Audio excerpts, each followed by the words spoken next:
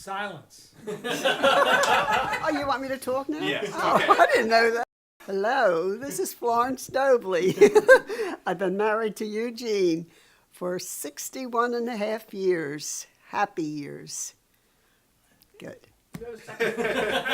I was lucky there was a scarcity of men back in 45. So I stayed too long for cinnamon buns in a bakery shop, and We had a bakery shop across catty corner from his house, and he would come in and buy cakes. And then we had an ice cream table and chairs, and he would sit there and talk to me while I waited on customers.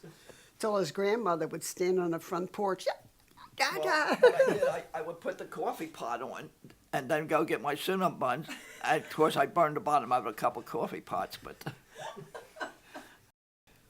And he spent, 3.5 years in the service? 3 years and a half.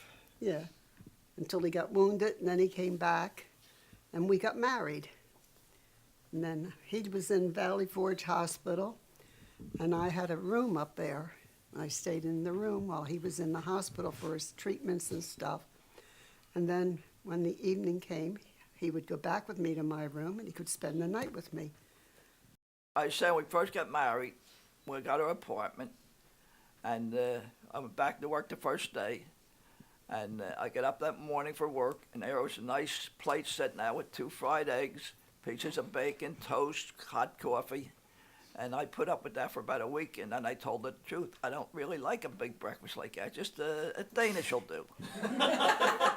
So I get a Danish for about a week. The third week, no Danish. I said, what happened? She says, you think I'm getting out of bed just to put out a Danish for you? I don't remember that. So I've been eating in Manhattan ever since. He never stayed home for breakfast. The kids will tell you, when they were little. He would get up and leave at 6 o'clock or 6:30 to go to work. He didn't go to work till 8. But he went and had breakfast out before he went to work. And he still does the same thing. 3rd floor apartment. We had a kitchen and a bedroom and a use of a bathroom on the 2nd floor. That was it. In the bathtub, I would wash things out by hand, and the people that owned the building were Italian, Mr. Lipolo or something, and he saw me one day doing it, and he says, come on with me. And he took me down to the basement. He says, wash your clothes in there. He gave me his washing machine to do my laundry. Oh, nice. And when their yard had a clothesline, he would come up and help me hang up my clothes.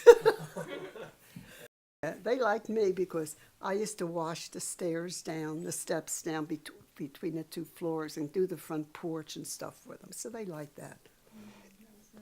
We lived on Judson Street, Oh, yeah, we bought a house in the old neighborhood, where we were married. a little brownstone. When we moved in that house, I went in, I ripped that closets out and stairway down, and I got it all started. Of course, I always had to call Mom to come and help me if I got in trouble. So then there was a lot of plaster loose, so I decided to mix into my own plaster. I put the plaster on the wall, fell down. Put it up again, fell down. I said, well, this stuff not sticking. So after about 2 days of trying that stuff, I called the plaster. At night, the gang on the street used to sit out, all the young couples. In the summer. And one guy would get a pitcher and go up and get a pitcher of beer, and we'd sit and drink beer, and maybe about 11, 12 o'clock send for steak sandwiches. Or hoagies. And we'd be sitting there to 3, 4 in the morning sometimes in the hot summer nights. It was fun. And we had the biggest pitcher. Oh, yeah. And so they always took the big pitcher because the bar just filled up the pitcher and it was the same price. What'd you bring home? $16 a week pay? I get $8 a day of pay. $8.82 was the basic pay, yeah. And He so worked for at the- 5/8, that's around $40 a week. He worked at the Frankfurt Arsenal. So you're saying he got paid 40, but he only brought 16 home? Yeah. Well, the first job I had was on a 4-man assembly line putting powder in the tracer bullets. Yeah, one guy would take that little thing about the size of a brick with 4 holes in it and then next guy would get the bullets and stick them in these holes upside down. Then it would go along on the conveyor under a belt, and a little spoon would come out about the size of these spoons you get with McDonald's, and they'd pick up the powder and dump it in the funnel, and it would go right in there.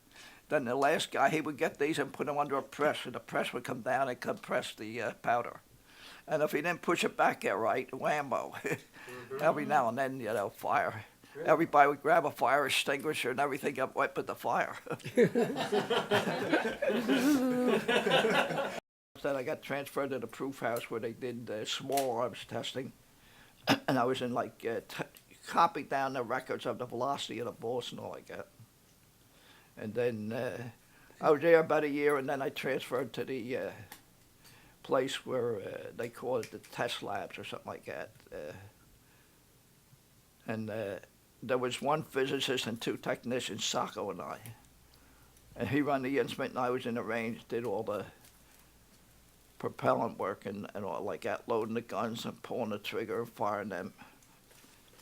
You just used to, had just too much, you measure how far the projectile landed out in the sand pit, and you get the time of flight, and that's why you compute your velocity, and you had a pressure gauge on there. Okay.